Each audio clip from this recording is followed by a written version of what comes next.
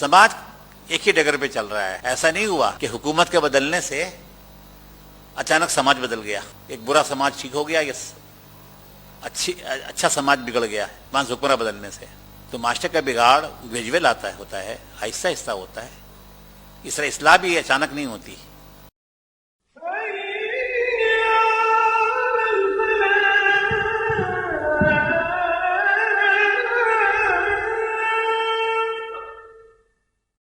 اسلام کے تصور انسان و جہان پر ہماری نشستیں جاری ہیں. آج ہماری یہ تیسری نشست ہے. اس سے پہلے گزشتہ 2 نشستوں میں ہم نے انسان کی خلافت عرضی پر بات کی اور کار خلافت پر. جو کارہائے خلافت ہیں ان میں سے ہم چند ایک پر بات کریں گے آج کی اور اگلی نشستوں میں بھی انشاءاللہ. جیسا کہ پچھلی بار تذکرہ ہوا تھا کہ بعثت خلیفہ عرضی انسان کے ذمے جو کام ہیں ان کو 4 دائروں میں تقسیم کیا جا سکتا ہے. پہلا دائرہ ہے بندگی رب، دوسرا دائرہ ہے زمین پر صالح انسانی تمدن کا قیام، زمین کا قیام، اور چوتھا دائرہ ہے کائناتی قوتوں کے راز معلوم کرنا، انہیں قابو کرنا اور استعمال کرنا. جو کار خلافت کا پہلا حصہ ہے بندگی رب، اس پر کسی تفصیلی بات کی ضرورت نہیں ہے، اس لیے کہ اس پر ہم سب سنتے ہی رہتے ہیں، جانتے بھی ہیں، اور اسی پر سارا زور ہمارا رہتا ہے. بندگی رب یہاں پر مراد ہے اللہ کی پرستش، اللہ پہ ایمان، اس کی اطاعت تابعداری، اس کے احکامات پر چلنا انفرادی طور پر. نمازیں، روزے، حج، زکوٰۃ، اسلام کی اخلاقی تعلیمات، ان پر عمل کرنا، گناہوں سے بچنا، حلال کھانا، صحیح طریقے سے مال خرچ کرنا یا بچانا. تو یہ جو انفرادی نیکیاں ہیں یہ اس کیٹیگری کی ہیں بندگی رب کی. بندگی رب کیے بغیر انسان کار خلافت کو ٹھیک سے انجام نہیں دے سکتا. جو خالق ہے آدمی اسی کو نہ مانے یا اسی کی نہ مانے تو کار خلافت کیا ہے پھر؟ یہ بات تو ہم جان چکے ہیں کہ اگر انسان خلیفہ ہے تو گویا اسے کسی نے اپوائنٹ کیا ہے، کسی کا اپوائنٹی ہے، اس کو کوئی مینول دیا گیا ہے کام کرنے کے لیے، اس کے کچھ دائرۂ کار طے ہو گئے ہیں، اس کے کچھ فرائض طے ہو گئے ہیں، کچھ ممنوعات طے ہو گئی ہیں، کچھ لمیٹیشنز ہیں اس کی، کچھ اسے لازماً کرنے والے کام دیے گئے ہیں، کچھ کام ایسے ہیں جن سے لازماً بچنا ہے. ایک خاص مدت دی گئی ہے کہ جس میں اسے اپنا کام کرنا ہے. تو انسان مختار نہیں ہے. مختار کل تو بڑی بات ہے، مختار بھی نہیں ہے.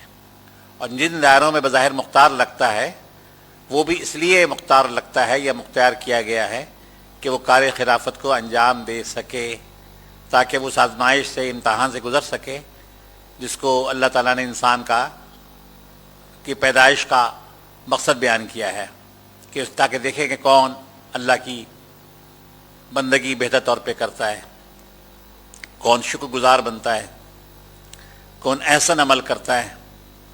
قرآن پاک میں ساری باتیں کہی گئی ہیں. کار خلافت کا جو دوسرا دائرہ ہے زمین پر صالح انسانی تمدن کا قیام، آج ہم اس پر بات کرتے ہیں. صالح انسانی تمدن سے مراد کیا ہے؟ ایک صالح معاشرہ، ایک اچھا معاشرہ جہاں بدی اور برائی اور فسق و فجور کرنا مشکل ہو جائے، جہاں انسان کا دوست ہو، جہاں انسان انسان کا دشمن اس کا شکاری نہ ہو، جہاں کو بندگی رب کرنا چاہے تو اسے سہولت ملے، جو نہ کرنا چاہے یا خاص دائرے میں اسے بھی آزادی ہو، لیکن دراصل جس کا مقصد اللہ کی بندگی والے کام اور کار خلافت کو انجام دینے میں مدد دینا ہو۔ یہ بات ہم پہلے ہی جان چکے ہیں، بلکہ ہر مسلمان جانتا ہے کہ عالم انسانیت کا آغاز جوڑے سے ہوا۔ حضرت آدم علیہ السلام پیدا کر کے چھوڑ نہیں دیے گئے تنہا، بلکہ وہ پیدا ہوئے تو اسی مٹی سے یا اسی مادہ تخلیق سے حضرت حوا کو بنایا۔ وہ آدم میں سے نکال کے بنایا ہو یا اس مٹی سے الگ بنایا ہو یہ الگ بات ہے، لیکن اللہ تعالیٰ نے دونوں کو ایک ہی چیز سے بنایا ہے، دونوں کی انگریڈینٹس ایک ہیں۔ ہاں، دونوں کے اسائنمنٹ الگ تھے، اس لیے دونوں کی بعض خصوصیات، بعض پوٹینشلز کو اللہ تعالیٰ نے الگ بھی کیا ہے، کچھ مشترک ہیں کچھ الگ ہیں، اور ان کے درمیان پہلا انسانی رشتہ قائم ہوا میاں بیوی کا، اور جنت میں بھی وہ میاں بیوی کے طور پر گئے اور زمین پر بھی وہ میاں بیوی کے طور پر اتارے گئے۔ اس کے بعد ظاہر ہے کہ زمین پر انسان کی آبادکاری ہونی تھی، آبادکاری ہوئی، رشتے بنے، دو افراد پر مشتمل چھوٹا سا خاندان یا پہلا خاندان جو تھا، جب ان کے بچے ہوئے تو نئے رشتے بنے، والدین اور اولاد کا رشتہ، پہلا رشتہ بنا زمین پہ آنے کے بعد۔ جو میاں بیوی کا رشتہ تھا وہ جنتی رشتہ تھا، آسمانی رشتہ تھا، زمین پہ آنے کے بعد پہلا رشتہ والدین اور اولاد کا بنا۔ جب دوسرے تیسرے چوتھے پانچویں بچے بچیاں ہوئی ہوں گی تو پھر بھائی بہنوں کا رشتہ بھی بنا، اور پھر جب ان کی شادیاں ہوئی ہوں گی تو اس سے مزید رشتے بنے، ان کے اولادیں ہوئی ہوں گی تو کزنس کا رشتہ بنا، چچا، ماموں، خالہ، پھپھی اور ان سے بننے والے اور رشتے بنتے ہیں، وہ سب بنتے چلے گئے، دادا دادی، نانا نانی، اور پھر دادا پوتے پوتیاں، نواسے نواسیوں رشتے بنے، اور یوں انسانیت پھیلتے پھیلتے بہت سارے خاندانوں میں، بہت ساری برادریوں میں، بہت سارے شعوب میں، بہت سارے قبائل میں، بہت سارے قوموں میں، اور پھر عالم انسانیت کی شکل میں ڈھلتی چلی گئی۔ یہ انسانی تاریخ ہے، کب کیا ہوا ہے اس کو جاننے کی ضرورت نہیں ہے، لیکن اسی طرح ہوا۔ جب چھوٹا سا خاندان بڑا ہوا اور بہت سارے خاندان بنے، اور پھر ہجرت کر کے ادھر ادھر گئے اور مزید بستیاں بنی اور برادریاں اور قبیلے بنے، تو جہاں انسان ہوں گے وہاں پھر بہت سارے معاملات بھی ہوں گے، بہت ساری نسبتیں ہوں گی انسانوں کے درمیان، بہت سارے تعلقات ہوں گے انسانوں کے درمیان۔ ان کے لیے اللہ تعالیٰ نے ہر دور میں حسب ضرورت اور جو مناسب سمجھا انسانوں کو احکامات دیے، اور ان احکامات کے لیے انبیاء آئے، ان احکامات کے لیے وحی آئی، ان احکامات کے لیے کتابیں آئیں، انسانوں پہ عمل کرتا رہا، یہاں تک کہ ایک مرحلہ آیا جو اللہ تعالیٰ کی لکھی ہوئی تقدیر کے مطابق غالباً انسانیت کا ایک تکمیلی مرحلہ تھا کہ نبی آخر زمان صلی اللہ علیہ وسلم کو زمین پر مبعوث کیا گیا، قرآن اتارا گیا، اور پھر وحی کا سلسلہ، نبوت کا اور رسالت کا اور کتابوں کی آمد کا سلسلہ موقوف کر دیا گیا، بلکہ ختم کر دیا گیا۔ اب قیامت تک محمد عربی صلی اللہ علیہ وسلم کی نبوت اور رسالت، ان کی لائی ہوئی کتاب قرآن پاک، ان کی لائی ہوئی شریعت یہی رہنما ہے۔ وہ وعدہ جو اللہ تعالیٰ نے آدم علیہ السلام سے کیا تھا کہ میری طرف سے ہدایت آتی رہے گی، جو اس کی پیروی کریں گے وہ لوگ کسی خوف و رنج، ناکامی، مایوسی، پریشانی مبتلا نہیں ہوں گے، اور جو اس کی خلاف ورزی کریں گے یا اسے اہمیت نہیں دیں گے انہیں ہم جہنم میں ڈال دیں گے۔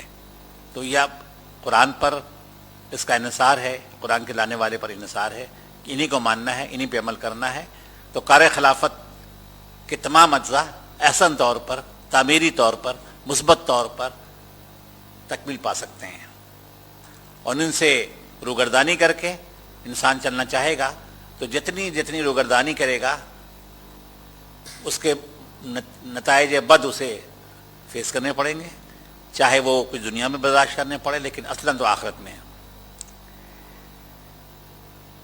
انسانوں کے جتنے رشتے انسانوں سے ہیں، ان میں سے کچھ رشتے ہیں جو خاندان بناتے ہیں، کچھ رشتے وہ ہیں جو پرماننٹ ہیں، مستقل ہیں، کچھ رشتے ہیں عارضی، کچھ نسبتیں ہیں اتفاقی، کچھ نسبتیں ہیں بائی چوائس یعنی انتخابی، کچھ نسبتیں ہیں جو جبری ہیں، جس میں انسان کی کوئی پسند ناپسند کا دخل نہیں ہے۔ ہم ان کو ایک ایک کر کے یہاں پر دیکھتے ہیں۔ دیکھیں، انسانی رشتوں میں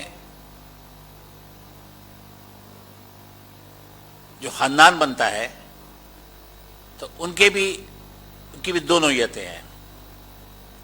کچھ رشتے ہیں نسبی، خون سے بننے والے یا رحمی رشتے، پیدائش سے بنتے ہیں اور یہ کبھی نہیں ٹوٹتے، جیسے والدین اور اولاد کا رشتہ، بھائی بہنوں کا رشتہ، چچا اور بھتیجا بھتیجی کا رشتہ، دادا دادی اور پوتے پوتیوں کا رشتہ، یہ سارے رشتے، یہ کزنس کا رشتہ، ان رشتوں میں انسان کی کوئی چوائس نہیں ہے۔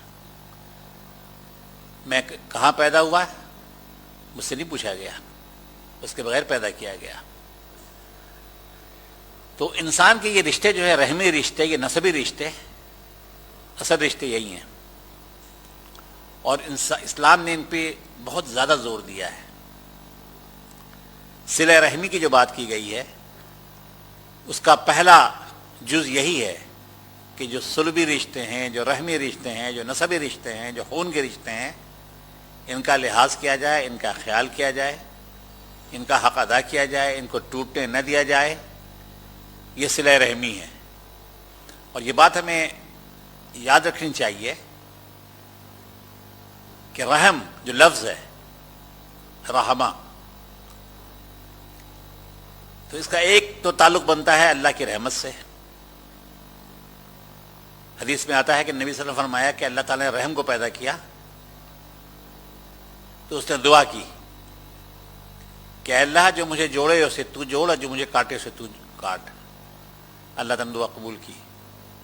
اسی رحم سے رحمت ہے، اسی رحم سے رحمان ہے، اسی رحم سے رحیم ہے۔ اور انسان جہاں تشکیل پاتا ہے ماں کے پیٹ میں، اس کو بھی رحم کہا جاتا ہے۔ اور انسانی رشتوں میں صرف ماں کا اولاد سے رشتہ ہے جس کو اللہ تعالیٰ نے اپنی کسی صفت سے نسبت دی ہے۔ حدیث میں آتا ہے نا کہ اللہ تعالیٰ اپنے بندوں سے جو محبت کرتا ہے وہ ماں کی اولاد سے محبت کا 70 گنا زیادہ ہے۔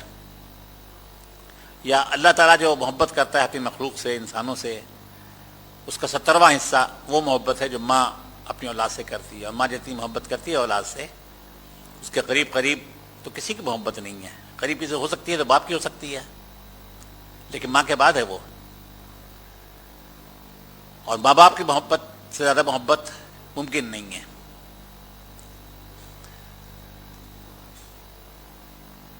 تو یہ رحمی رشتے جو ہیں یہ پہلے درجے کے ہیں جو ختم نہیں کیے جا سکتے۔ کوئی عاق نامہ، کوئی ڈکلریشن، کوئی رحمی رشتوں کو ختم نہیں کر سکتا۔ ایک دوسرے کا دشمن بھی بن جائے تو یہ رشتے قائم رہتے ہیں۔ دوسرے رشتے ہیں نسبتی، جس کو ان لاز کہا جاتا ہے، یا نکاحی رشتے، نکاح سے بننے والے رشتے، مثلاً میاں بیوی کا رشتہ اور شادی کے بعد سسرال کے سارے رشتے، یہ نکاحی رشتے ہیں، نکاح کی وجہ سے ہیں، نسبتی رشتے ہیں۔ برادر نسبتی کہتے ہیں، اسی لیے خواہر نسبتی کہتے ہیں، والدہ نسبتی، والد نسبتی، یہ سب نسبت سے، نکاح کی نسبت سے۔ وہ نکاح ٹوٹ جائے خدا نخواستہ تو رشتے وہ ختم ہو جاتے ہیں۔ یہ انسان چنتا ہے، اگرچہ کہ یہ بھی ایک بات ہے کہ ہم سمجھتے ہیں اور کہتے ہیں اور ٹھیک کہتے ہیں کہ رشتے آسمان پہ طے ہوتے ہیں، لیکن ہمیں تو نہیں پتہ کہ میں رشتہ کہاں طے کیا گیا ہے۔ انسان کوشش کرتا ہے، بہت سے رشتے مسترد کرتا ہے، پھر اس کو قبول کرتا ہے تو میاں بیوی بن جاتے ہیں، اور اس کے بعد رشتوں کا ایک پورا سلسلہ بن جاتا ہے. یہ پہلے رشتے ہوتے ہیں. اسی طرح سے جب انسان اپنے بچوں کی شادیاں کرتا ہے تو رشتوں کا ایک تیسرا دائرہ بھی آ جاتا ہے، چوتھا دائرہ سمجھانے کے رشتے. یعنی ایک رشتہ ہے ددیال، ایک دائرہ ددیال کے رشتوں کا ہے، ایک دائرہ ہے ننیالی رشتوں کا، ایک دائرہ ہے سسرالی رشتوں کا، اور ایک دائرہ ہے سمجھانے کے رشتوں کا. تو پہلے جو رشتے ہیں ننیالی اور ددیالی، یہ تو بائی چوائس نہیں ہے، اور جو باقی دو دائرے ہیں سسرالی رشتے اور سمجھانے کے رشتے، وہ تو چوائس سے ہوتے ہیں، انسان خود طے کرتا ہے. اس کا بھی پروٹوکول اسلام نے دے دیا ہے کہ شادی کرنے کے لیے، رشتے بنانے کے لیے کن کن چیزوں کو ترجیح دینی چاہیے، کن کن چیزوں کا خیال رکھنا چاہیے، اور جب رشتہ ہو جائے تو حقوق کیا ہیں، ان کی ادائیگی میں کن کن چیزوں کو ملحوظ رکھنا چاہیے. ان میں سے کچھ رشتے پرماننٹ ہیں جو ٹوٹیں گے نہیں، کچھ رشتے وہاں جو ٹوٹ سکتے ہیں. یہاں تک کہ میاں بیوی کا رشتہ بھی ٹوٹ سکتا ہے، اور میاں بیوی کا رشتہ ٹوٹ جائے تو سسرالی رشتے تو ٹوٹ جاتے ہیں، لیکن جو اولاد پیدا ہوئی ہے وہ رشتہ دائمی ہے، وہ رشتہ نہیں ٹوٹ سکتا. اولاد سے رشتہ، پھر اولاد کا آپس میں رشتہ، یہ دائمی ہے. اس طرح سے ہمارا خاندانی نظام، معاشرتی نظام تشکیل پاتا ہے. اللہ نے جو انسانیت کو زمین پر بھیجا ہے اس کے بعد کچھ رشتے یا تعلق کہہ لیجئے، نسبتیں اور بھی ہیں. مثلا پڑوسی سے نسبت. معاشرہ تو صرف خاندان کا نام نہیں ہے نا، پڑوس بھی ہے، محلہ بھی ہے، ہمسائیگی ہے. آپ بازار میں دکان کھول کے بیٹھتے ہیں تو آپ کا آپ کے گاہک سے رشتہ ہے. آپ خریدنے جاتے ہیں تو آپ خریدار ہیں، آپ کا دکاندار سے رشتہ ہے، تعلق ہے، نسبت ہے. آپ سفر کرتے ہیں، جہاز میں بیٹھے ہیں، بس میں بیٹھے ہیں، ٹرین میں بیٹھے ہیں، تو آپ کے ساتھ جو آ کر بیٹھتا ہے بالکل لمحاتی اور اتفاقی، اتفاق سے کوئی آپ کا پڑوسی بن گیا جہاز میں یا ٹرین میں یا بس میں، اس میں آپ کی چوائس نہیں ہے، لیکن وہ بھی ایک نسبت ہے. اور اللہ تعالیٰ نے ان کے لیے بھی حقوق رکھے ہیں. پڑوسی اور ہمسائے چاہے عارضی اور لمحاتی ہوں، اتفاقی ہوں یا طویل المیعاد ہوں، ان کے بڑے حقوق رکھے ہیں اللہ تعالیٰ نے. وہ حدیث تو ہم سب نے سن رکھی ہے نا کہ نبی کریم صلی اللہ علیہ وسلم نے فرمایا کہ جبریل جب آتے میرے پاس پڑوسیوں کے حقوق، ہمسایوں کے حقوق پر بات کرتے تھے، یہاں تک کہ میں سمجھنے لگا کہ کسی دن آئیں گے اور پڑوسیوں کو وراثت کا حصہ دار قرار دے دیں گے، ترکے میں اس کا حصہ بتا دیں گے. یہ تو خیر نہیں ہوا، لیکن اس حدیث سے یہ بات معلوم ہوتی ہے کہ اللہ تعالیٰ اور اللہ کے نبی صلی اللہ علیہ وسلم یہ چاہتے ہیں کہ ہم اپنے ہمسایوں، اپنے پڑوسیوں کے حقوق کا خیال رکھیں، لحاظ رکھیں. حدیث میں آتا ہے کہ جس آدمی کے پڑوسی اس سے ناخوش ہوں تو اس کی ایمان پہ ہی شبہ ہے، اور اچھا آدمی وہ ہے جس کے پڑوسی اس کے اچھا ہونے کی گواہی دیں. تو حقوق تو ان کے بھی ہیں، اس لیے کہ زمین پر ایک پاکیزہ انسانی معاشرہ تشکیل دینا ہے.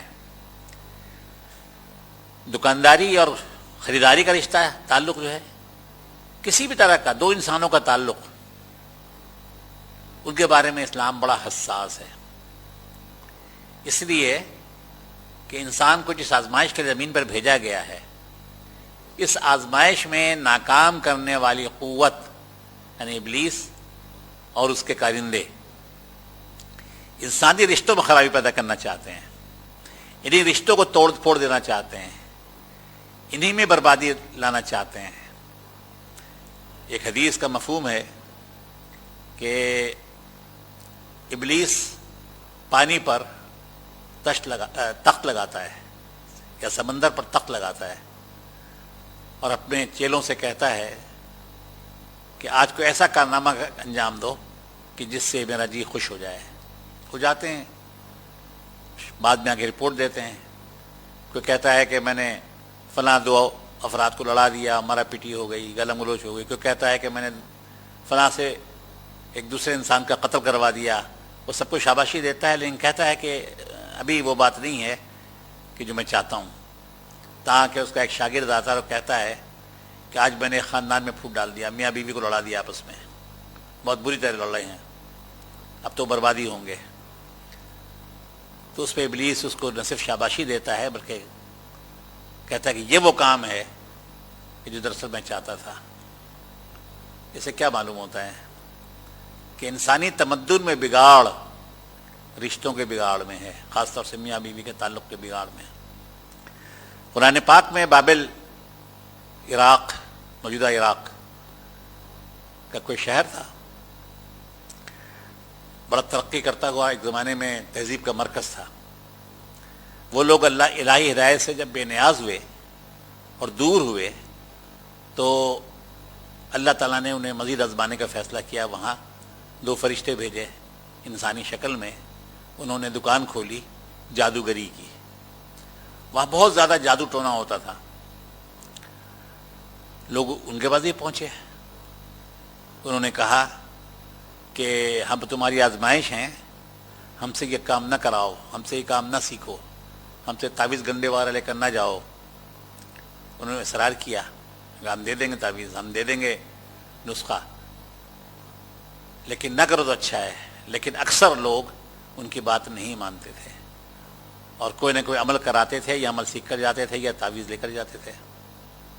تو قرآن کی گواہی یہ ہے کہ ان میں سے اکثر لوگ مرد عورت کو لڑانے کے لیے، میاں بیوی کو لڑانے کے لیے کوئی عملیات وغیرہ سیکھتے تھے یا کرواتے تھے. تو شیطان کا اتنا ان پر غلبہ تھا کہ انسانیت کی جو بنیاد ہے خاندان، اس کو تباہ کرنے کے لیے، اس پہ بالخصوص میاں بیوی کو آپس میں لڑانے کے لیے اس نے ساری ترکیبیں کی تھی. اس سے ابلیس کو جو انسانوں سے گلہ ہے یا انسانوں سے اس کا بغض ہے، کینہ ہے، وہ یہی ہے نا کہ یہ ایک جوڑا بنا آدم و حوا کا، اور اس نے وہ جگہ کیپچر کر لی یا اس پہ فیض کر دیا گیا جو میں اپنے لیے مناسب سمجھتا تھا، یعنی خلیفہ کا منصب، کہ خلافت مجھے ملے گی. عبادت میں نے کی تھی، پتہ نہیں کتنے سال کی ہوگی، کتنے ہزار یا کتنے لاکھ سال، اور میں پرفیکٹ تھا اس عہدے کے لیے. لیکن اللہ تعالیٰ نے ایک ایسی مخلوق پیدا کر کے اسے خلیفہ بنا دیا کہ جس نے تو ایک وقت کی نماز بھی نہیں پڑھی تھی، جس نے تو روزے بھی نہیں رکھے تھے، جس نے کوئی مراقبہ بھی نہیں کیا تھا، تو اسے دے دیا. اور پھر ان دونوں کو بغیر کسی عمل کے جنت میں داخل کر دیا. تو وہ رائول سمجھنے لگا، حریف سمجھنے لگا، اپنا دشمن سمجھنے لگا. تو اس کی اب کوشش یہی ہے کہ زمین پر جو انسان بھیجا گیا ہے اس کی معاشرت کو برباد کرے، اس کے معاشرت کو تباہ کرے، انسانی سماج کو ایسے امراض میں مبتلا کر دے کہ دیگر کارہائے خلافت میں اللہ کی مرضی پہ عمل کرنا اسے یاد ہی نہ رہے. ہر دور میں یہ کام کیا گیا ہے، انسانیت بار بار بھٹکی ہے، بگڑی ہے. اللہ تعالیٰ اپنے نیک بندوں کے ذریعے، انبیاء کے ذریعے سے، صلحاء کے ذریعے سے، داعیوں کے ذریعے سے، مصلحین کے ذریعے سے انسانیت کی گاڑی کو دوبارہ پٹری پہ چڑھاتے رہے ہیں. پوری دنیا نے صحیح انسانوں کی آبادی کے بہت سے حصے وقتاً فوقتاً اصلاح کے مرحلے سے گزرے ہیں، لیکن ہر اصلاح کے بعد دوبارہ بگاڑ پیدا ہو جاتا ہے، اور اس کے لیے نئے سرے سے اصلاحی کوششوں کی ضرورت پڑتی ہے. یہاں ایک چھوٹی سی بات یہ بھی سمجھ لیجئے کہ یہ عمل تو قیامت تک جاری رہے گا. ایسا نہیں ہوگا کہ ایک دفعہ اصلاح ہو جائے تو بگاڑ کا امکان ختم ہو جائے. ابلیس نے قیامت تک کی زندگی مانگی اور قیامت تک کی آزادی مانگی اپنے عمل کے لیے، عمل بد کے لیے، اور اللہ تعالیٰ نے اسے مہلت گرانٹ کی ہے، بخش دی ہے. لہذا ہم تو کچھ بھی نہیں کر سکتے. ابلیس اور اس کی ذریت، اس کے شاگرد، اس کے پیروکار اپنا کام کرتے رہیں گے. انسان کو، انسانیت کو، آدم و حوا کی اولاد کو تنگ بھی کریں گے، پریشان بھی کریں گے اور ناکام بھی کرنے کی کوشش کریں گے. ہمارا کام کیا ہے؟ انسانوں کا کام کیا ہے کہ ابلیس کے بچھائے ہوئے جالوں سے بچیں، ابلیس کی ترکیبوں کو جانیں اور ان سے پرہیز کریں، دفاعی اقدامات کریں اور اللہ تعالیٰ کے راستے کو ڈھونڈ کر اس پہ چلنے کی کوشش کریں۔ ابھی کوئی یہ نہیں کہہ سکتا کہ ہمیں وہ راستہ میسر نہیں ہے، وہ راستہ میسر ہے۔ کسی نئے نبی کے آئے بغیر اللہ کی کتاب بھی محفوظ ہے الحمدللہ، اور نبی صلی اللہ علیہ وسلم کی سیرت و سنت کے وہ پہلو بھی محفوظ ہیں کہ جو قیامت تک آنے والے زمانوں کے لیے، سارے جہانوں کے لیے، ساری زمینوں کے لیے اور سارے انسانوں کے لیے ہدایت کا سرچشمہ ہے، کافی ہے۔ میں نے پچھلی گفتگو میں عرض کیا تھا کہ اللہ تعالیٰ نے 3 چیزیں بہت آسانی سے وافر سہولت کے ساتھ انسانوں کو دے رکھی ہیں۔ اللہ کی کتاب موجود ہے، چھپی ہوئی نہیں ہے، چھپی ہوئی ہے، کہیں کسی لاکر میں بند نہیں ہے، ہر جگہ موجود ہے۔ نبی صلی اللہ علیہ وسلم کی سیرت و سنت وہ موجود ہے۔ اور تیسری چیز میں نے کہی تھی کہ ان دونوں کے تابع رہتے ہوئے عقل سلیم، کامن سینس، انسان کی عقل، وہ عقل جو عقل خلاق بھی ہے، ان تینوں بلبوں یا ٹارچوں کی روشنی میں انسان کو سلامتی کا راستہ ڈھونڈنا ہے اور چلنا ہے، اور تینوں سے انشاءاللہ کسی گڑھے میں گرنے سے بچائیں گے۔ لیکن اگر اس میں سے عقل کو مائنس کر دیا جائے تو یہ گویا کہ ایسا ہے کہ ٹارچ تو ہمارے پاس ہے لیکن ہم ایک جگہ کھڑے ہیں، آگے نہیں بڑھ رہے، جبکہ اللہ تعالیٰ نے انسانی دنیا جو بنائی ہے وہ پروگریسو بنائی ہے، ارتقا پذیر رکھی ہے۔ جو آج ہے کل نہیں تھا، جو آج نہیں ہے کل وہ ہوگا۔ بے شمار نئے چیلنجز، بے شمار نئے امکانات، بے شمار نئے پوٹینشلز، بے شمار نئے سوالات اور عنوانات سامنے آتے رہتے ہیں۔ ماضی کے لوگوں نے اپنے اپنے زمانے کے لحاظ سے جوابات دیے ہیں، ان سے استفادہ کرنا ہوگا، ان سے بے نیاز نہیں رہ سکتے، لیکن جامد بھی نہیں رہ سکتے۔ آگے کے راستے اگر نئے چیلنجز پیدا کر رہے ہیں تو ان کا جواب سوچنا ہوگا، ڈھونڈنا ہوگا۔ یہ کام اہل علم کا ہے، مومن اہل علم کا۔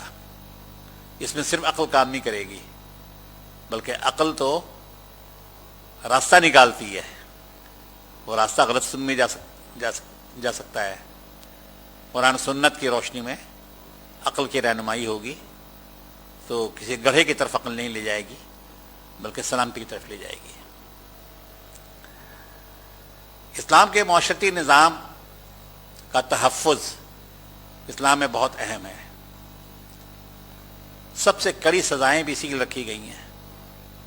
کوئی ریاست کا باغی ہو، اسلامی ریاست کا، اس کے لیے سزائے موت اگر ہے یا جلا وطنی، تو ریاست کو اس کا اختیار ہے کہ سزا معاف کر دے یا نہ دے۔ لیکن کوئی قتل کر دے کسی کو تو ریاست کو اس کا اختیار نہیں ہے کہ وہ قاتل کو معاف کر دے یا سزا نہ دے۔ یہ متاثرین کی فیملی طے کرے گی کہ وہ معاف کرتی ہے یا قصاص لیتی ہے۔ کوئی اگر بدکاری کرے تو جو سزائیں اس کی ہیں مختلف صورتوں میں بڑی دردناک سزائیں ہیں، اور ریاست کو اس کا اختیار نہیں کہ سزائیں معاف کر دے۔ یہ کیوں ہے کہ معاشرے کا بگاڑ، سماج کا بگاڑ پوری انسانیت کے بگاڑ ہے۔ نظام بگڑ جائے، سیاسی نظام، اقتصادی نظام، اس کو بھی ٹھیک کرنا مشکل ہے، لیکن اس سے زیادہ مشکل معاشرتی بگاڑ کو کرنا ہے۔ ریاست تو جبر کا نام ہوتا ہے، ریاست میں غالب حصہ جبر ہے، قانون ہے، طاقت ہے، فورس ہے، اس کے بغیر تو ریاست نہیں چل سکتی۔ لیکن سماج اور معاشرہ، اس کا جو غالب حصہ ہے وہ رضاکارانہ ہے، والنٹریلی اپنی مرضی سے لوگ اس پہ عمل کرتے ہیں. قانون کا جبر معاشرت نہیں بناتا، سماج نہیں بناتا. قانون کا جبر اس کی تباہی کو تو روک سکتا ہے یا تباہ کر سکتا ہے معاشرے کو، لیکن معاشرے میں اگر کوئی رسم و رواج ہیں اچھے برے سے قطع نظر، لوگ خود عمل کرتے ہیں نا. حکومتیں بدلتی رہتی ہیں، سماج ویسے ہی رہتا ہے. ہماری اپنی زندگیوں میں کتنی حکومتیں آئیں، سول بھی، فوجی بھی، کئی طرح کے فوجی آئے، کئی طرح کے سویلین آئے، کئی حکمراں رہے، پاکستان میں بھی، پاکستان کے باہر بھی. سماج ایک ہی ڈگر پہ چل رہا ہے.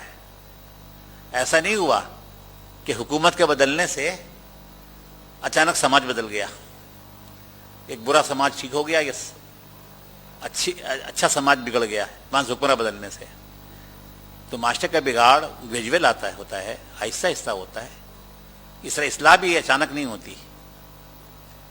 تو اس کو پریزرو کرنے کی ضرورت ہے. معاشرے میں جو خیر ہے اسے محفوظ کیا جائے، جو شر ہے اسے رفتہ رفتہ کم کیا جائے. ریاست کی ذمہ داری بھی ہے، لیکن معاشرے کے تعاون کے بغیر، افراد کے تعاون کے بغیر یہ کام نہیں ہو سکتا. یہ بھی میں عرض کر چکا ہوں کہ معاشرے کا جو بلڈنگ بلاک ہے وہ افراد نہیں، وہ خاندان ہے. اچھا، خاندان آپس میں گتھم گتھا ہوتے ہیں، یعنی یہ سمجھ لیجیے کہ انٹر کنیکٹڈ ہوتے ہیں. اس کی چھوٹی سی مثال ہے کہ جیسے دیوار چنی جاتی ہے تو اینٹ پہ اینٹ نہیں رکھی جاتی، بلکہ اس طرح رکھی جاتی ہے کہ اینٹیں ایک دوسرے سے گھسی ہوئی ہوں، جبھی دیوار مضبوط ہوتی ہے. تو سماج بھی جن بلڈنگ بلاکس پر تعمیر ہوتا ہے تو وہ خاندانوں کے انٹر کنیکشن کی وجہ سے ہوتا ہے. وہ ایک دوسرے میں گھسے ہوئے ہوتے ہیں، اور یہی سماج کو تعمیر کرنے اور سماج کی اصلاح کرنے اور سماج کو چلانے کا فطری طریقہ ہے. جیسا کہ ہم سب جانتے ہیں، نیا خاندان نکاح سے بنتا ہے. اسلام میں نیا خاندان نکاح سے بنتا ہے. سارے رشتے اس وقت بنتے ہیں، ایک نیا خاندان بنتا ہے. نکاح کتنا آسان ہے، صرف قول و قرار ہے اور کچھ نہیں ہے. اس کی شرائط بہت کم ہیں. دونوں کا راضی ہونا، مرد و عورت کا، دو شرعی گواہ کا ہونا اور مہر کا ہونا، بس. نہ اس کے لیے بارات ضروری ہے، نہ اس کے لیے کھانا ضروری ہے، نہ اس کے لیے خطبہ ضروری ہے.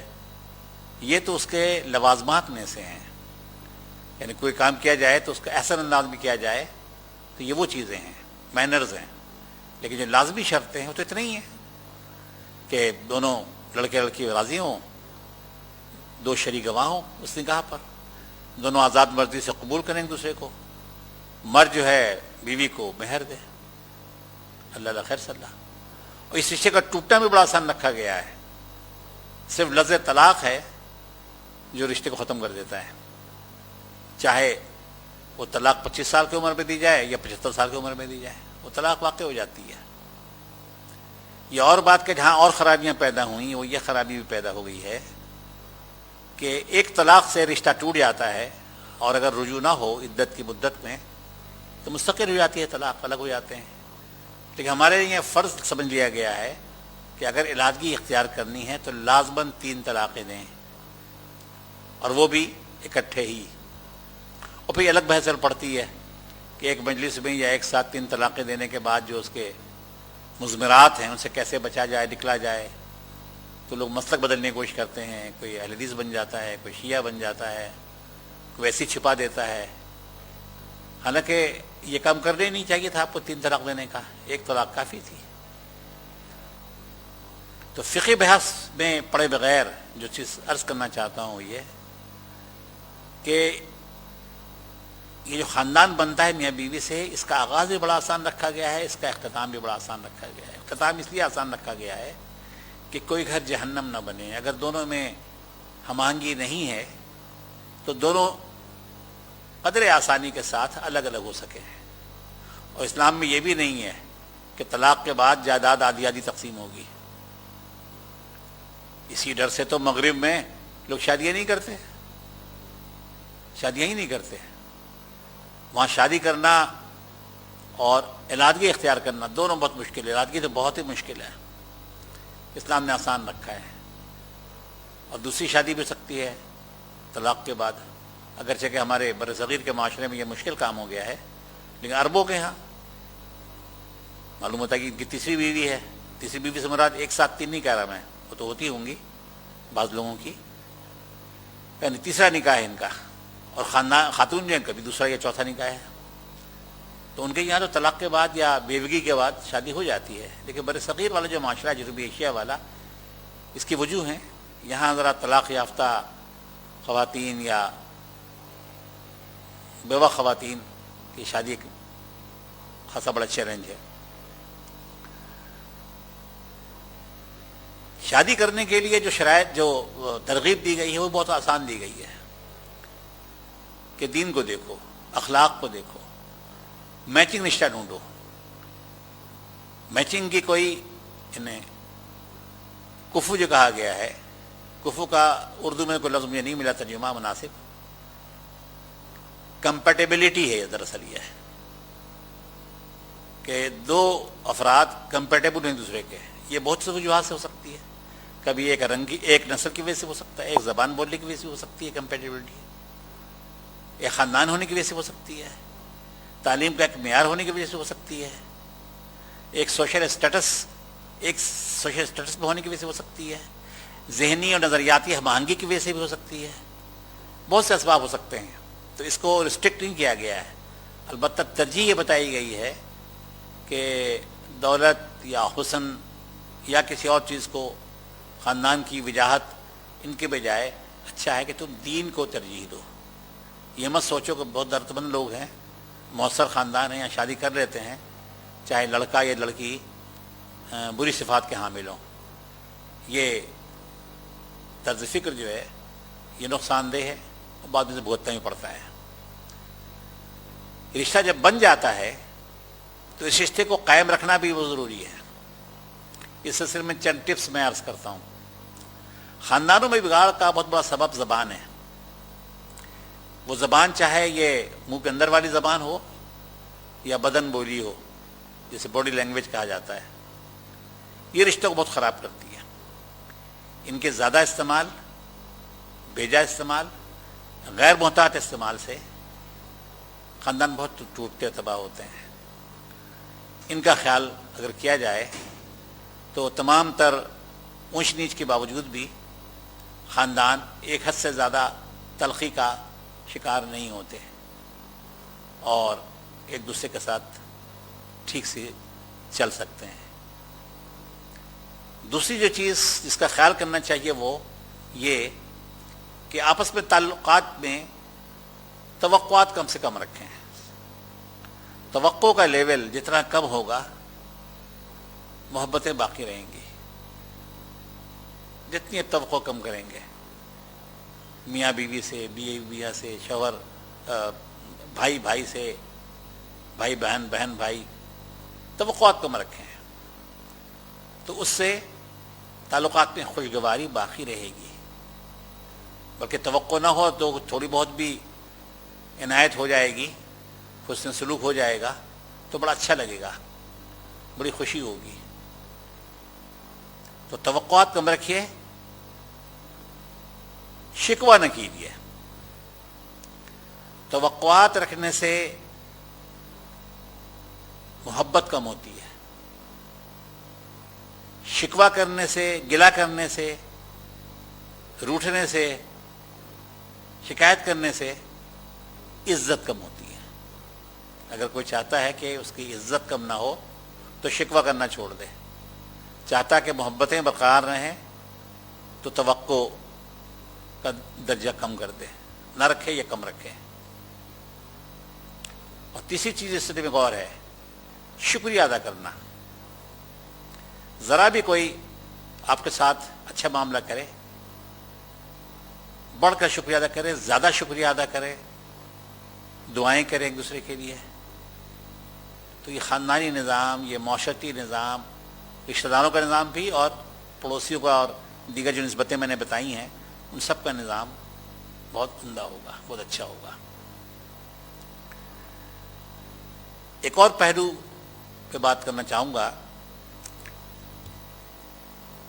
آج مغرب نے یا مغربی تہذیب نے یہ بتانا شروع کیا ہے، بلکہ جبری منظور کروانا شروع کیا ہے کہ عورت و مرد برابر ہیں ہر چیز میں. دراصل ایک ہی ہیں، یکساں ہیں، حقوق میں بھی، فرائض میں بھی، دائرۂ کار میں بھی، ہر چیز میں یکساں ہیں. انہوں نے منوانا شروع کر دیا ہے. اس سے ذرا مختلف بات کرے تو اسے نکو بنا دیتے ہیں، اس کو انتہا پسند، تاریخ خیال اور پتہ نہیں کیا کیا کہہ دیا جاتا ہے. ہو سکتا ہے کہ آگے ایسی بات کرنے والوں کے لیے سزائیں بھی مقرر ہو جائیں.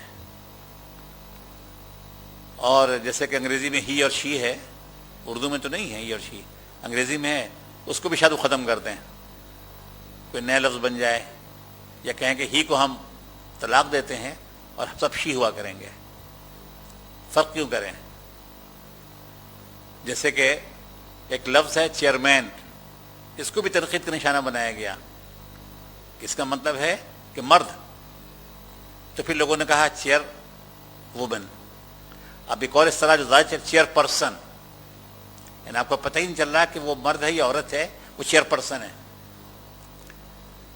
تو اس فرق کو اپنے دائرے میں مٹانے کی کوششیں جاری ہیں. یہ وہ فرق ہے جو اللہ تعالیٰ نے انسانیت کی بھلائی کے لیے، انسانیت کے فروغ کے لیے، کارہ خلافت کی بہتر انجام دہی کے لیے یہ فرق رکھا تھا. اور فرق کا مطلب یہ نہیں تھا کہ دونوں میں سے ایک کمتر ہے اور ایک برتر ہے. اسلامی نقطہ نظر سے عورت و مرد دونوں الگ ہیں،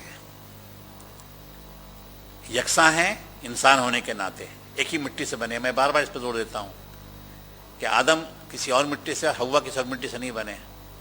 دونوں کے انگریڈینٹ ایک ہے. ہو سکتا ہے کہ دونوں کا مجسمہ بھی ساتھ ہی بناؤں اور پھر اس کو بائیفرکیٹ کر کے الگ کیا گیا ہو، یہ ہو سکتا ہے. دونوں یکساں ہیں اور دونوں کے ذریعہ ہی انسانی نسل چلتی ہے آگے. لیکن اسائنمنٹ کے لحاظ سے دونوں کی شخصیتوں میں، پوٹینشلز میں، مزاج میں الگ الگ عناصر رکھے گئے ہیں.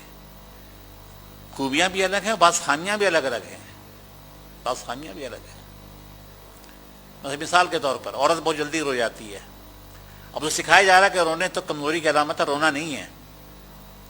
عورت مرد بننے کی کوشش کرتی ہے، حالانکہ عورت کے آنسو تو اس کا سب سے بڑا زیور، سب سے بڑا ہتھیار ہے. یہ وہ آنسو ہیں کہ جس نے فرعون کو بھی پگھلا دیا. جب ایک چھوٹا بچہ ٹوکری میں بہتا ہوا آیا اور اس کو نکلوایا فرعون نے، تو آسیہ نے کیا کہا کہ بڑا پیارا بچہ لگ رہا ہے، ہماری تو اولاد بھی نہیں ہے، ہم اسے پال لیتے ہیں. بادشاہ نے کہا کہ یہ تو بنی اسرائیل کی اولاد لگ رہا ہے، یہ کسی ماں نے پھینکا ہے تاکہ اس کو مارا نہ جائے. کیونکہ اس زمانے میں فرعون کا فرمان تھا کہ بچے پیدا ہوں تو گلا گھونٹ دیا جائے اور بچی پیدا ہو تو زندہ رہنے دیا جائے. وہ سمجھ گیا کہ کسی ماں نے اس طرح ڈالا سمندر پانی میں. آسیہ کے آنسو تھے جس نے کہ اس فرعون کو نرم کر دیا، اور ایسا نرم کیا کہ جوانی تک اسی محل میں موسیٰ علیہ السلام کی پرورش ہوئی، فرعون کے محل میں. اور سارے شاہی کے گر سیکھے انہوں نے، حکمرانی کے گر سیکھے انہوں نے. یہ بھی اللہ تعالیٰ کا عجیب ایک طریقہ رہا ہے کہ انبیاء میں سے جو لوگ حکمرانی تک پہنچے ان کی ٹریننگ کا انتظام پہلے سے کیا گیا. یوسف علیہ السلام کو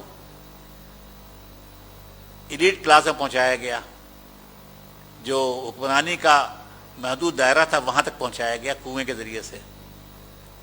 حضرت داؤد کو اس غلیل کے ذریعے سے جس سے انہوں نے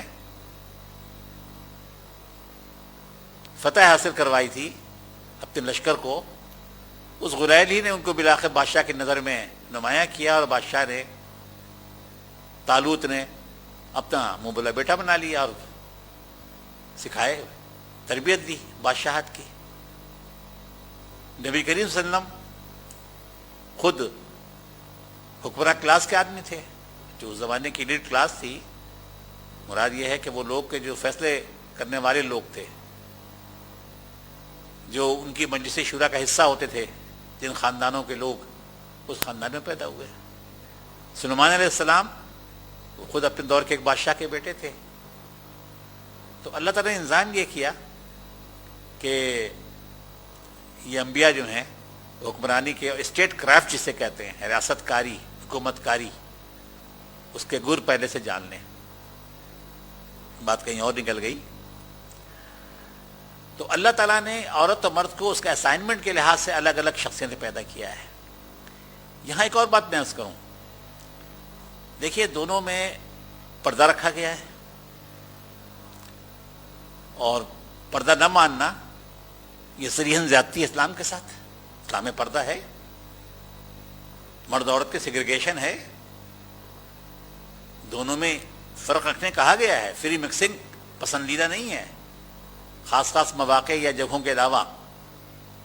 اب ظاہر ایئرپورٹ پر یا اسٹیشن پر تو لائنیں لگ نہیں ہو سکتی، دونوں ایک ساتھ ہی سفر کرتے ہیں، لیکن بغیر کسی خاص صورت کے عورتوں کو الگ بیٹھنا ہے، مردوں کو الگ بیٹھنا ہے، نشستیں الگ ہونی ہیں۔ یہ ہے اسلام کا طریقہ، کوئی مانے یا نہ مانے، مغرب اور لبرل عناصر چاہے جتنا بھی ناک ہو چڑھائیں اس پر، یہ حقیقت ہے۔ لیکن اس میں ایک اہم نقطہ یہ دیکھیے کہ اس کے باوجود اللہ تعالیٰ نے عورتوں کے محلے الگ نہیں بنائے، مردوں کے محلے الگ نہیں بنائے، یا ایک ہی محلے میں نہیں کہا کہ گلی کے اس طرف عورتیں رہیں دوسری طرف مرد رہیں۔ یہ بھی نہیں کیا کہ اگر گھر ہے تو گھر کا ایک حصہ، مطلب بالائی منزل عورتوں کے لیے، نچلی منزل جو ہے مردوں کے لیے، دونوں ساتھ رہتے ہیں، خاندان میں ساتھ ہی رہتے ہیں نا۔ لیکن عورت اور مرد کے تعلق میں جو بہت سارے پوٹینشیل چھپے ہوئے ہیں خرابی کے، ان سے بچانے کے لیے اللہ تعالیٰ نے کیا کیا، ایک نئی قسم بنا دی رشتوں کی، اسے کہا محرم رشتے، حرام رشتے۔ مراد کیا ہے کہ ان کی آپس کی شادی نہیں ہو سکتی، ان میں جنسی تعلق قائم نہیں ہو سکتا، والدین اور ان کے بچے، اور اسی طرح اوپر نیچے ورٹیکل جتنے بھی ہیں، دادا دادی، نانا نانی، ان کے والدین، ان کے والدین، ان کے والدین، وہ اپنے نیچے والوں سے ان کا رشتہ حرام ہے شادی کا۔ اسی طرح سے جو ہارزنٹل رشتے ہیں ہمیں، چچا، پھپھو، ماموں، خالہ، ان سے رشتے نہیں ہو سکتے۔ یہ سب رشتے محرم ہیں، بھائی بہن کے رشتے محرم ہیں۔ تو کیا ہوا اس سے کہ گھرانے ہمارے محفوظ پناہ گاہیں ہو گئیں۔ اللہ کی اس رحمت کی وجہ سے، حرام رشتوں کی وجہ سے، جس کو اللہ نے حرام قرار دیا، حرام ان معنوں میں کہ شادی نہیں ہو سکتی، اور وہاں پردے کے احکامات بدل جاتے ہیں، سطر کے رہتے ہیں، پردے کے بدل جاتے ہیں۔ تو اس کے نتیجے میں ایک عورت سب سے زیادہ محفوظ کس جگہ کو سمجھتی ہے؟ اپنے گھر کو۔ کن کے درمیان سمجھتی ہے؟ اپنے محرم رشتہ داروں کے درمیان۔ اور میں تو ایک مثال دیا کرتا ہوں کہ ایک نوجوان لڑکی اپنے بوڑھے دادا کے ساتھ بھی بازار جا رہی ہو تو وہ بہت سیکیور فیل کرتی ہے، اپنے دادا ہے نا ساتھ، چھوٹا بھائی ہو۔ بہت سی بچیاں شریف گھرانوں کی کہیں جاتی ہیں تو اپنے چھوٹے بھائی کو ساتھ رکھ لیتی ہیں، بالکل اکیلے نہیں جاتی۔ وہ چھوٹا بھائی یا بوڑھا دادا کیا مدد کر سکتا ہے اس کی کسی مشکل میں، لیکن نفسیاتی طور پر اپنے آپ کو مضبوط محسوس کرتی ہے۔ بھائی ساتھ ہو تو کیا کہنے جناب، یہ تو میرے اوپر من مٹے گا، یہ میرے، اگر کسی نے مجھے ٹیڑھی آنکھ سے دیکھا تو یہ میرا بھائی تو اس کی آنکھیں نکال لے گا۔ یہ ہے نا مسلم معاشرے میں ان رشتوں کی پاکیزگی کو، ان رشتوں کی حرمت کو پامال کرنے کا عمل بھی جاری ہے۔ شیطان نے رشتوں کو بھی پامال کرنے میں کسر نہیں چھوڑی ہے، اور مغرب میں رشتے بہت بری طرح پامال ہو چکے ہیں، ہو رہے ہیں، اور ہمارے یہاں بھی ایسی اطلاعات ہیں کہ اس پر بڑی کوشش کی جا رہی ہے، اگرچہ کہ ابھی زیادہ کامیابی نہیں ملی ہے۔ لیکن جب ہمارا معاشرہ بھی مغربی پگڈنڈی پہ یا اسی پٹری پہ چلایا جائے گا تو جو جو اسٹیشن ان کے یہاں آئے وہ سارے اسٹیشن یہاں بھی آئیں گے، وہ سارے مرحلے یہاں بھی آئیں گے۔ وہ تو جس زمانے میں اس راستے پر گئے تھے تو بگی کا دور تھا، اسپیڈ کم تھی، تبدیلیاں آہستہ آہستہ آئیں. آج یہ سائبر اسپیس کا دور ہے، اسمارٹ فون کا دور ہے. اب تو بلٹ ٹرین ہے، تہذیبی تبدیلی کی بلٹ ٹرین پہ ہم بیٹھے ہوئے ہیں. تو وہ اسٹیشن جلدی جلدی آئیں گے آپ کے ہاں، جو اسٹیشن مغرب میں دیر جو تبدیلی ان کے یہاں 200 سال میں آئی ہوگی، 300 سال میں آئی ہوگی، اس کے یہاں 20 اور 25 اور 30 سال میں لانے کی کوشش ہو رہی ہے ہمارے یہاں. یہ الگ ایک چیپٹر ہے کہ اس پر ہمیں کیا کرنا چاہیے. میں جو عرض کر رہا تھا کہ اللہ تعالیٰ نے ایک صالح انسانی تمدن کے قیام کے لیے جو اہتمام کیے ہیں، ان میں ایک اہتمام یہ بھی ہے کہ ایک طرف تو مرد و عورت کو کہا کہ ان میں سگریشن ہونی چاہیے. یہ دو الگ الگ فرائض، ڈیوٹیز، ذمہ داریوں اور خوبیوں خامیوں کو مجموعہ شخصیتیں ہیں. عورت کی الگ شخصیت ہے، مرد کی الگ شخصیت ہے. عورت مسز نہیں ہے، عورت کا اپنا نام ہے. مسز فلاں کیوں؟ وہ اپنا اس کا نام ہے. اسلام میں کوئی تصور ہی نہیں مسز کا، تو اپنا نام ہے. کیا ہم نے کہیں پڑھا ہے کسی صحابیہ یا اس کے بعد کی خواتین میں سے کہ مسز فلاں، بیگم فلاں؟ یہ بیگم فلاں کا تصور تو مسلمانوں میں اس وقت آیا جب یورپی اقوام نے قبضہ کیا مسلمانوں پر، تو یہ تصور آیا پھر بیگم فلاں، مسز فلاں. ورنہ تو اصل نام ہوا کرتا تھا عورت کا، یا پھر بنت فلاں، ام فلاں. اسے یہ رشتہ بھی پکا ہے، مستحکم ہے، ٹوٹ نہیں سکتا. نکاح کا رشتہ تو عارضی ہے. تو ایک طرف تو اسلام نے دونوں کو الگ شخصیتیں دی، دونوں کے الگ الگ دائرہ کار بتائے، دونوں میں ایک حد تک فاصلہ رکھا، لیکن دونوں کو ساتھ رکھا معاشرتی طور پر ایک خاندان میں.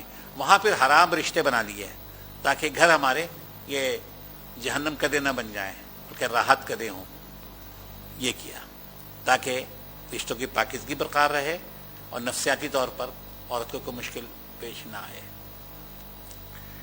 آخری بات کہہ کے اپنی گفتگو ختم کرتا ہوں پھر تاکہ کوئی سوالات اگر لوگ کرنا چاہیں تو کر لیں، کہ اسلام نے رشتوں کے جوڑنے کو، تعلقات خاندان میں، اس کو بہت اہمیت دی ہے.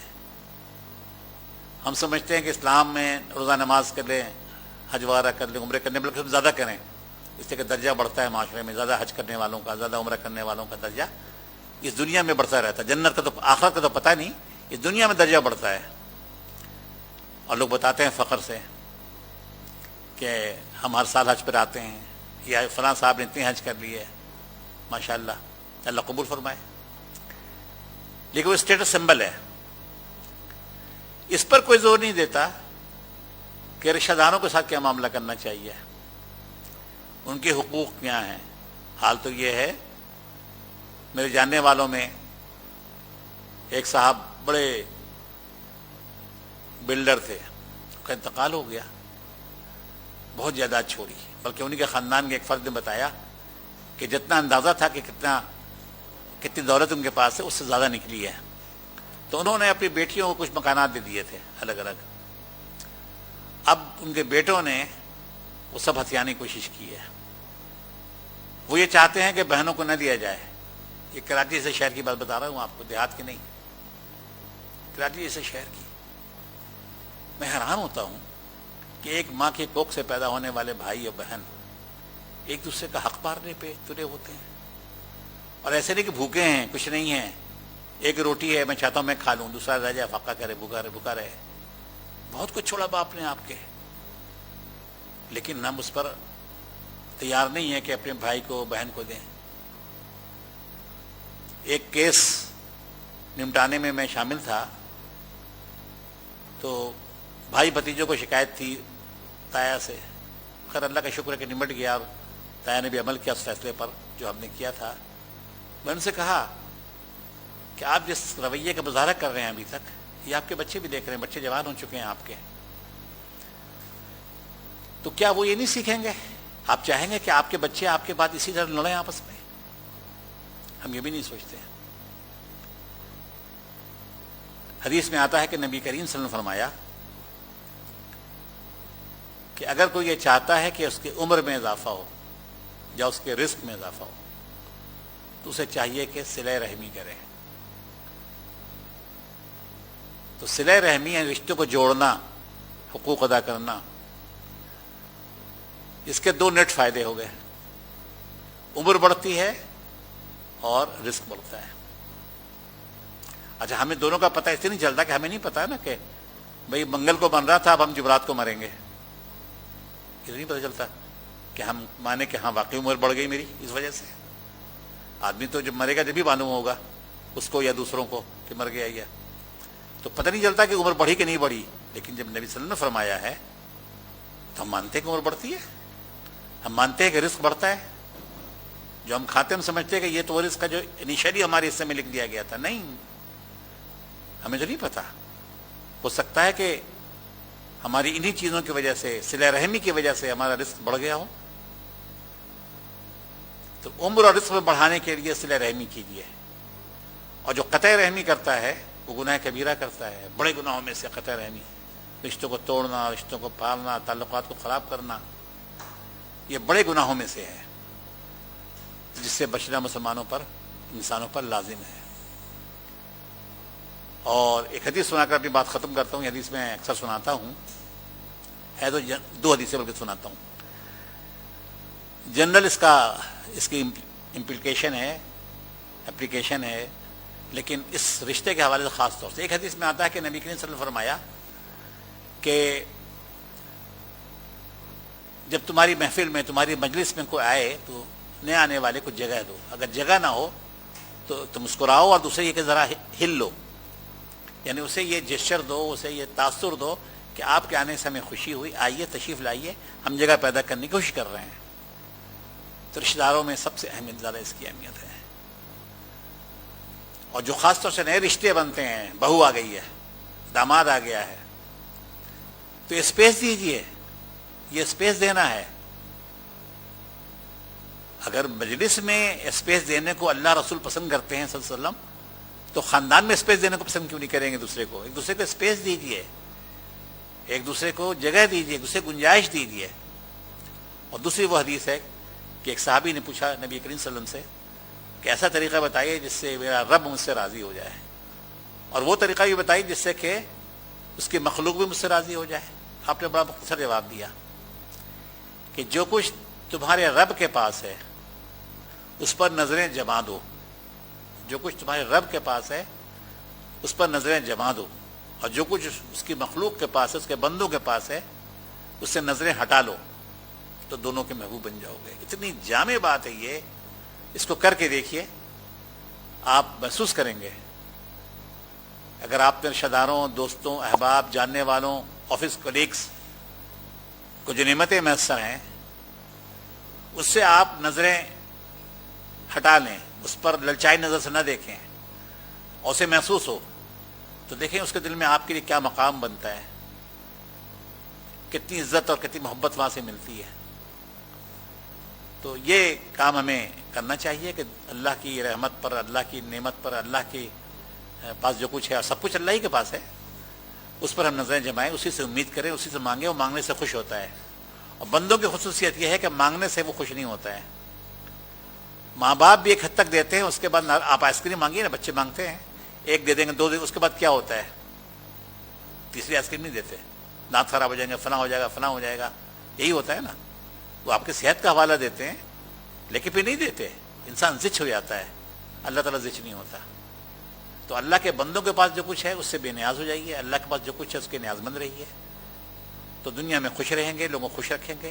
توقعات کا لیول دوسروں سے کم رکھیے، گلہ مت کیجیے، شکایت مت کیجیے، اور اسپیس دیجیے دوسروں کو۔ تو اللہ تعالیٰ کی رحمت سے امید ہے کہ انشاءاللہ ہماری معاشرت، چاہے وہ معاشرت خاندان ہو، دوستوں کا حلقہ ہو، کوئی اجتماعیت ہو، کوئی برادری ہو، یا پوری انسانیت ہو، وہاں خوشگواری پیدا ہوگی، نرمی پیدا ہوگی، اور اللہ کی رحمتیں اور برکتیں برسیں گی۔ وآخر دعوانا الحمدللہ رب العالمین۔